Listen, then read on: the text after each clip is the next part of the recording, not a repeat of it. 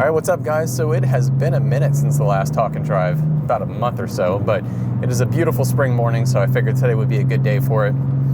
Plus I have an interesting topic, which, well, I think it's interesting, your opinions may vary, but built versus bought, a reply, we'll call it. Augmented information, whatever. But before we get into that, so I just had to mention, I am astonished by how well the Beamer invasion video is doing on YouTube. I guess it just caught the algorithm right, but man, that video has almost 100,000 views, which is insane to me. I mean, you know, my channel's still really small, and so for 100,000 views on a single video, that is ridiculous.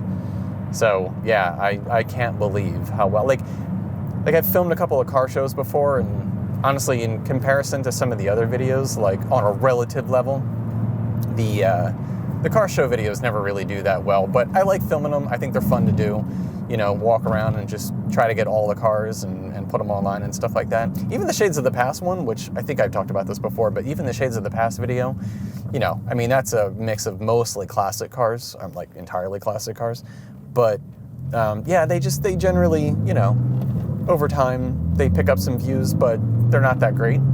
But again, they're fun to do. But yeah, Beamer invasion. Now, granted, that's obviously a type of car that has more to do with the audience for my channel.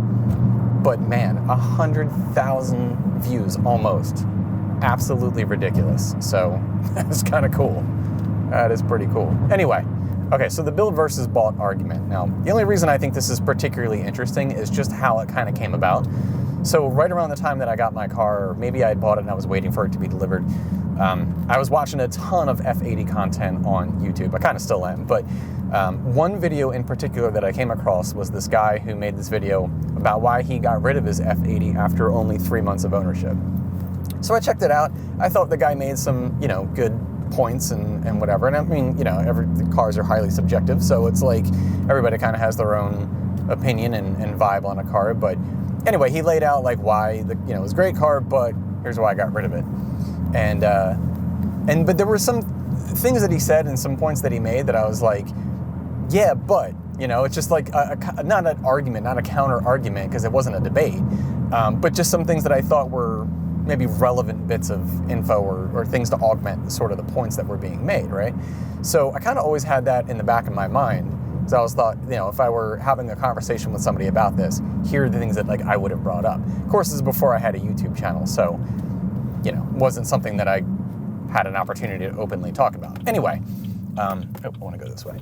So fast forward like 2 years, and, you know, now I'm making YouTube videos, and I kind of do this segment talking about stuff, and I thought this would be an interesting topic to have, but I couldn't find the original video because I wanted to rewatch it and kind of, you know, get re-familiar with some of the things that I was thinking about countering. And so couldn't remember who made the video, couldn't remember the name of it or anything like that. And right around that same time, so my kid was like, yo, check out this website, M3 List. And it's this website, if you haven't heard of it, it's like an aggregator, goes through like Instagram, and it uses like a tagging system to sort of aggregate people who are selling their M3s and parts for M3s. And it's a pretty cool idea because it kind of puts everything into one place specifically for M3s.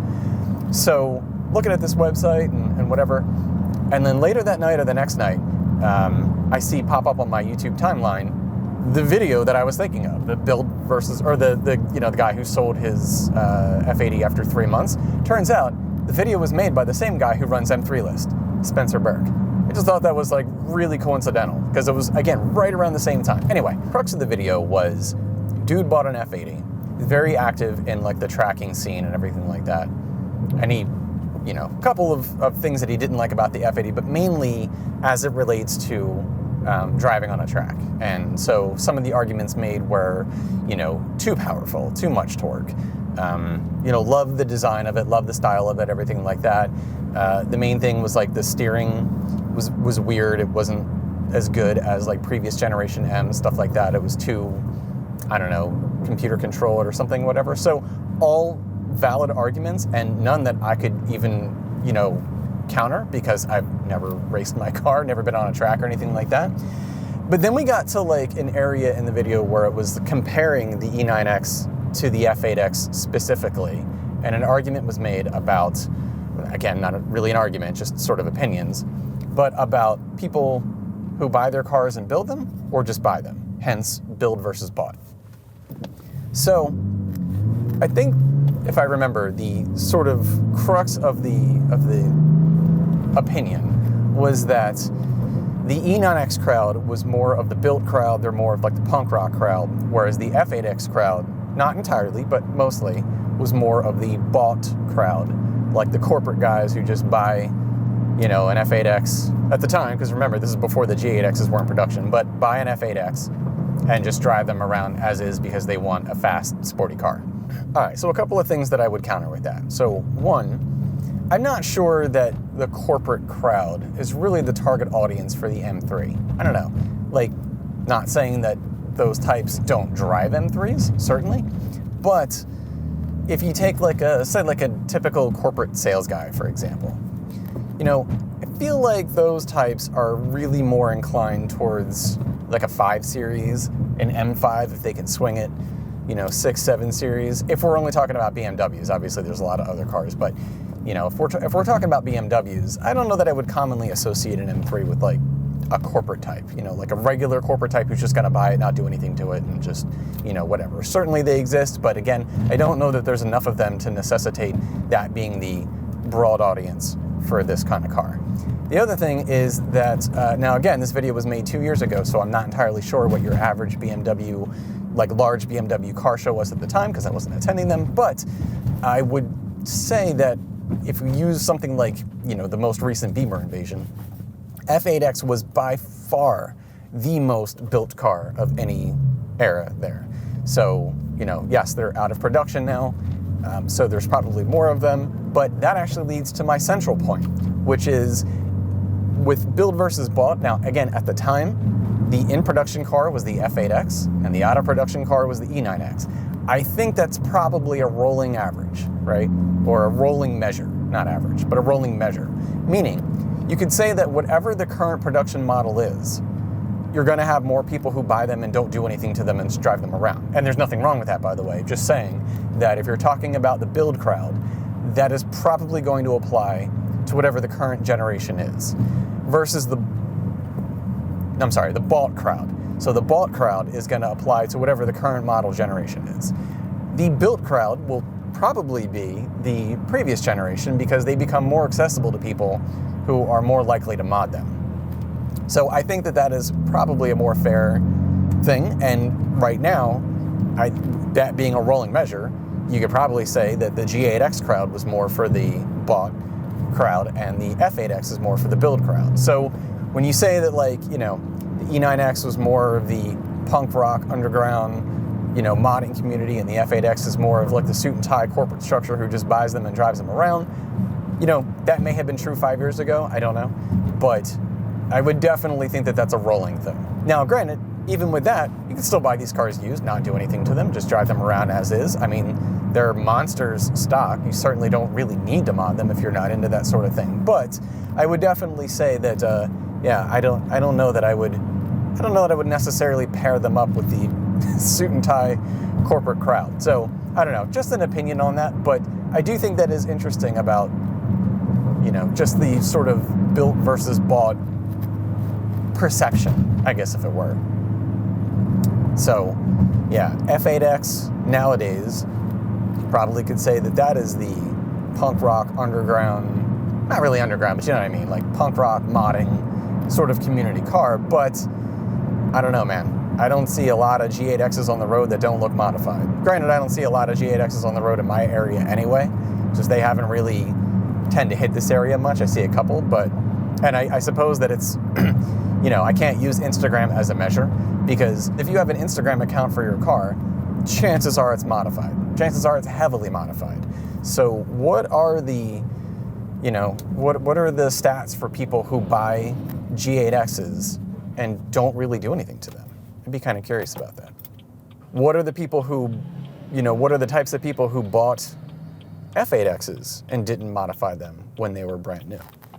And I'm sure, I don't know, this car came from Florida, came from, I think it was like Naples area. The guy who owned this lived, didn't do a thing to it. I mean, it was not modified on any level. So Yeah, I mean, totally. That's a pretty wealthy area of the country, in Florida specifically. So, sure, that could have been, I don't know, some corporate guy who bought this thing and just drove it around. I mean, it's a flashy color, and I don't know. But in Naples, like, well, I don't know. I think in Naples you generally have like older rich people, so maybe it's more like Bentleys and Ferraris and stuff like that. I have no idea, but it seemed like a pretty flashy car for the area. You know, I really thought there was a lot more to this build versus bought argument than when I think I had more like in my head about this. Maybe I should have jotted down a couple of like bullet points, because like I'm feeling like maybe that was about it. Yeah, no, so watching the dude's video, and again, all opinion based, can't be wrong on that. But if I'm watching that video, if I were going to issue any kind of reply or if I was going to treat it as a debate, yeah, I don't think that I would necessarily associate it with the corporate types, unless we're just using a corporate type as a sort of general umbrella for a person who tends to have more money that can just buy a car like this new and not do anything to it and just, rock it as a fast, flashy car, because why not? I don't know. All right, so in other news, I think we're doing an exhaust overhaul. I'd made mention of this before, and I will say that Extreme Powerhouse really could not be more of a fantastic vendor. They handled the issue I mentioned before. I was having the issue where the spring broke on my passenger side Remus exhaust for the actuator, the valve spring, and then I had the fading of the exhaust tips. So my carbon fiber titanium exhaust tips had like this weird kind of fading that it seems that's happening. I don't know that you couldn't fix it by like polishing them up a little bit, but only having had them on the car for 7 months. I don't know. They were installed in July and they were already getting fading. Like that's kind of, I don't know, it's kind of garbage. So I did initially send an email to Remus about the spring, but then because I'd seen Mike from Extreme Powerhouse mention on Beamer Post about contacting the vendor when it came to warranty issues with the exhaust tips, emailed Extreme Powerhouse for that. It would say that they took care of both the spring and the exhaust tips. Didn't hear back from Remus at all when I emailed them about the spring. So not really great points in customer service for Remus, but Extreme Powerhouse, definitely love those guys. Want to give them a little shout out for just always handling issues, being quick on replies, getting things taken care of quickly. Not the first time that, in fact, the Remus thing has really kind of been an issue since I got it, because again, when I got the exhaust tips, they appeared to be the wrong ones. They didn't really let people know that they had upgraded their design, and so they were different than the ones that everybody had pictures of. So they offered to facilitate an exchange or, a partial refund, which I thanked them for, but did not take them up on it because it really was of no fault of their own. But so anyway, just fantastic customer service from Extreme Powerhouse. Really appreciate that. And that's why I buy the majority of my stuff there. But anyway, just the whole, no real complaints about the sound, but I'm finding that as we're getting more into the time spent with this exhaust system, I still think that it is an unbelievably great exhaust system, so don't get me wrong there. I have no complaints about it. However, I'm finding that it does have a sort of, it's not just volume that I'm going for. I make a lot of mention of I want a loud exhaust, or at least the ability to have a loud exhaust. It has to be able to be valved. But, it does have a sort of what's the kind of phrase that I'm going for here? Unbridled rawness to it. I don't know. That on the one hand I love, and on the other hand, I'm kind of finding that I want something that is also loud and aggressive, but maybe a little bit more sculpted. I don't even know if that's an adjective for how I'm trying to describe the exhaust, but something that's a little more refined. So, for example, I love Nardo's exhaust, which is the M Performance exhaust. It just has this really tight sort of, it's deep, it's loud, it's aggressive, but it's really got this sort of, it's hard to describe the characteristic of it, but it just seems like a very grouped, tight sort of sound. I don't know. This is not making any sense, but like I know how I'm thinking of it. I don't know how to put it into words. But when you listen to that thing idle, or even at wide open throttle, it has a characteristic to it that just seems more controlled. Whereas this exhaust, which again is fantastic, it's the combination of the Active Auto Work equal length non-resonated mid-pipes and the Remus Axleback exhaust, but it's a monster. And I like that about it, but I'm finding that I might be wanting something a little bit different. And also with the issues that I've been having with Remus, really just the tips and the valve spring breaking, which is they're not terrible issues. I mean, you're always going to have issues with something when you're modding your car, I get that. But it just had me considering other options.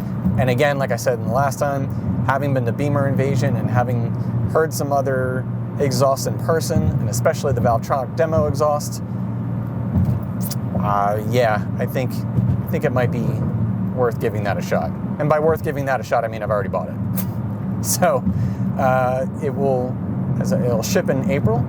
So what I think the plan is going to be, we're going to try the Valvetronic, the new one. The Valvetronic already did an exhaust for the F8x, but this is their version 2 valved exhaust.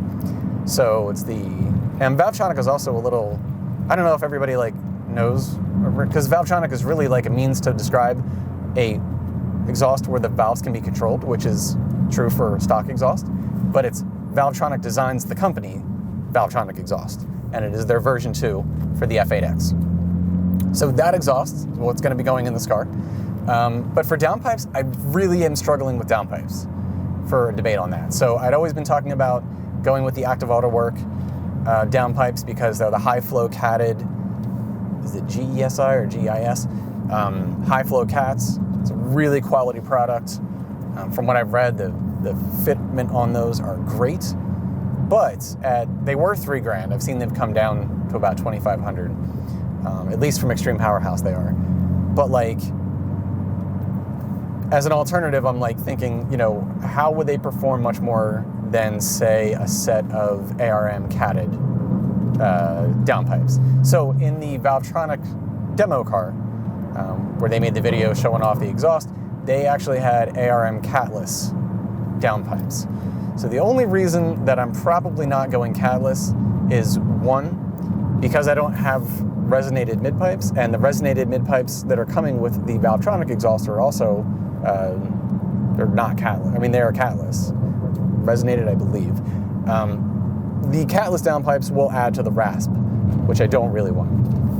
And the other is there's always that debate on whether or not catless downpipes contribute too much to smell. So I've seen some people say, including the RSF, where if you were having an issue with increased exhaust smell from your downpipes, it's probably just because it is a loose seal, and after a couple of heat cycles, if you just tighten up the bolts again, it should go away. Whereas, and it's a 50-50 split between catless downpipes do contribute to an increased fuel smell in the cabin, and then they don't. A lot of people are like, you could really only smell it if you're letting it idle in a garage or if you're standing behind the car. That makes sense. Others are like, nope. The minute you put catless downpipes in there, if you don't have secondary cats in the mid-pipes, then you are going to get an extreme increase in smell. I will say personally, I did notice a little bit of an increase in exhaust smell, again, in a garage idling for a minute, when I did the mid-pipe install because they're catless. So I got rid of 2 of the cats, and so I definitely noticed a little bit of increase in exhaust smell. Would it be any worse with catless downpipes? I don't know. But I wouldn't be looking for that. But more so, because, I don't know, fuel smell, especially that kind, I actually don't mind too much. But I guess the other point would be just the rasp. I wouldn't want to do anything that would increase the chance of rasp. And from everything I heard, but that demo car did have catless ARM downpipes, and I don't know, it sounded pretty amazing. So I think I'm going to give the catless ARM ones a shot. Haven't completely committed to that, but I'm thinking that might be the way to go.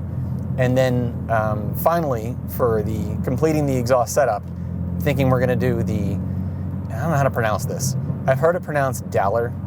It looks like it would be dollar because it has the dots over the A, but whatever, you know what I'm talking about. It's the Daller, we'll say Daller, valve controller. So the valve controller that opens the valves 100% because, unbeknownst to me, I'd seen this talked about a lot, the valve controller, and it's like, I really don't understand what that is. And then finally watched some videos on it, and it turns out that the valves controlled by the car, they don't open the valves 100% of the way. So it's only like, it's open, but they're not 100% open. So apparently this system opens them all the way, and it even remembers the state that your valves were in, which I think that is kind of cool, because one of the things that I hate is not the fact that every time you start the car, you have to put them in valves open if you want them that way. Granted, if I'm like leaving early in the morning through the neighborhood, I'll always have valves closed, but hating to have to open the valves every time I start the car. Minor inconvenience, not that real big of a deal, but nonetheless, it is something that I do find annoying. So, yeah, we're going to do a little bit of an exhaust overhaul, and we'll see how that goes.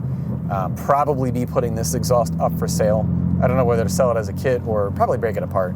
But yeah, so I'm really looking forward to that. I don't know when the new exhaust will get here. I just know it ships in April, but definitely looking forward to that. So stay tuned for that video, because I'm going to make a whole thing out of that. And if we do the exhaust, downpipes, and valve controllers together, then I'll probably just split those up into individual videos and do installs and stuff like that, and of course do a testing of everything at the very end. So I feel like I just did the exhaust though, you know, that was a July project, and I didn't get around to doing the video until I think it was like October or November when the video got done. And again, just as a disclaimer, I don't think there's anything wrong with this exhaust. I think the Active Auto Work mid-pipes and Remus combo is fantastic, but I'm feeling like I kind of want something a little more, and again, I don't know if refined is the best way to put it, but I'm feeling like I kind of want something just a little bit more refined, something that screams a little bit more in the high end. And you know what? Honestly, in the demo video from Valvetronic, they dropped the magic keyword 2JZ to get that 2JZ type sound. I mean, you had me at that.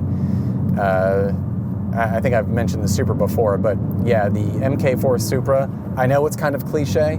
It is probably one of my all-time favorite cars, and I say this as having loved that era Supra before the damn movie, right? Before Fast and Furious, I was absolutely in love with the Supra. But at the time, I was like 16, 17, couldn't really afford a $40,000 car at the time. This is what they were going for. In the mid-90s, that was crazy. It was like 40, 45 grand, I think, for those things, brand new. I don't even know what that is in today's inflation rates, but yeah, that was a lot of money for a sports car back in the day, which is probably why they discontinued it. Well, I don't know, it got discontinued with, dude, 98 was just the 98, 99. Man, that was the end of the JDM era in America. They discontinued so many great cars. The Supra 300ZX, changed out the Eclipse. I don't know, it was a sad time for really the 3000 GT. They got rid of so many good cars in 99 here. That was a sad time to be an American JDM fan. Anyway, yeah, we kind of went a little in the weeds with the whole exhaust thing, but yes, that is the idea here, is that we're going to do a little bit of an exhaust overhaul and kind of see how that goes. I'm excited to compare these. The exhaust that I'm potentially going to was not available at the time, so it's not like it was a thing that like I overlooked or an option that I overlooked. And again, still think that the Active Auto Work and Remus combination is fantastic, but I think I just want to try something a little bit different. And exhaust is one of those things that like I just really want that dialed in. So I'm happy with it, but I kind of have the sense that I want to try something else. And I will definitely go through the trouble, the expense of trying out different exhausts to get that one just right. And now the company is making claims that they have solved the F8x exhaust issue. That's a bold claim. Now, granted, they may just be talking about stock, because everybody knows that the F8x stock exhaust, not that great, but where they think that their product stacks up against, you know, all of the other exhaust options out there, I don't know. But I will say, though, in defense of Valvetronic, not that they need defense, but just to say, I do find it pretty cool that they are still making new products for out-of-production cars, right? So, I mean, they have exhausts for all kinds of different cars, not just BMWs, but, I mean, this one is not even released yet. and the F8X has been out of production for, what, 3 years? So I think that's kind of cool that they're still making new products for an out-of-production car. There's still a huge audience to be tapped into there because people are going to be buying used F8Xs for a really long time and buying them. I mean, the E9X has been out of production for, what, 15 years at this? No, sorry, 10 years at this point. It went into production 15 years ago. So it's been out of production for about 10 years. People are still buying those and modding those and stuff. So I guess from a business standpoint, it does make sense to still invest some, resources and put, options out there for products for a used car that's going to be popular for a really long time. But I still think it's pretty cool. I mean, everybody is, buying up the G8Xs and modifying them. And while they already have exhaust for the G8X, still, I think it's cool that they got something new coming out for the F8X. And I'm on board, so I'm definitely I'm gonna go the first adopter route, try something out that hasn't been, a new product, hasn't been widely reviewed or anything like that. But I don't know, listening to the demo video and actually having heard it at Beamer Invasion, it's a pretty impressive exhaust. So I'm really excited for it. So anyway, yeah, exhaust overhaul coming probably this summer. Well, definitely this summer, but more like spring. So I'm hoping to get it next month and then make a decision on the downpipes. Definitely going to do the valve controller. And then, yeah, we'll see how that compares. I'll have all of the old footage from the exhaust. I hate that I just did that. That was a stop at a stop sign that you're not supposed to stop at. You're supposed to continue at if you're making a right turn. I know better. Didn't mean to do that. Sorry, car. Anyway, yeah, so I have all the footage from the exhaust that we did before, all the sound tests, the revs, the flybys, and everything like that. So bring all that footage out and do a direct comparison for the new exhaust setup and see how that goes. So that'll be fun to do. All right, guys, so I hope you enjoyed today's talk. Yeah, that build versus bought thing, I kind of thought I had more points, more stuff for that, but it was a little more concise than I imagined, but maybe that's a good thing. So, yeah, it's a super nice day today weather-wise, so I'm hoping to go home, get Nardo washed up, and then finally get these carbon guards installed. That's the mod that we had for Nardo and Q. I actually filmed the intro for that and a sort of product, discussion before Beamer Invasion. So you'll have to suspend disbelief when the video eventually comes out that there's not a month and a half gap between that intro and the rest of it being filmed. It's just one of those things, like, you did the intro for it, but there was like a lot of other stuff going on, and then of course the Florida trip and everything else. So yeah, the video kind of got shelved a little bit, but yeah, hoping to finish that up today. So just pretend it was all one continuous shoot when it eventually comes out. All right, guys, well, I hope you enjoyed the video. Hope you enjoyed the rest of your day, and I will catch you in the next one. Thanks for watching.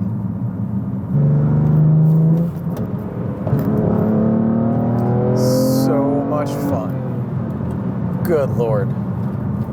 All right, let's see how fast of an edit I can do on this. So I legitimately shoot these like Sunday morning. It's not like I really do it on Saturday morning and then post it Sunday for, like the appearance of a Sunday morning drive, whatever. Like, it's legit Sunday morning. And then the trick is to go back, edit them, and try to get them out before too late on a Sunday itself. Because what fun or what good is a Sunday drive video on Monday, right?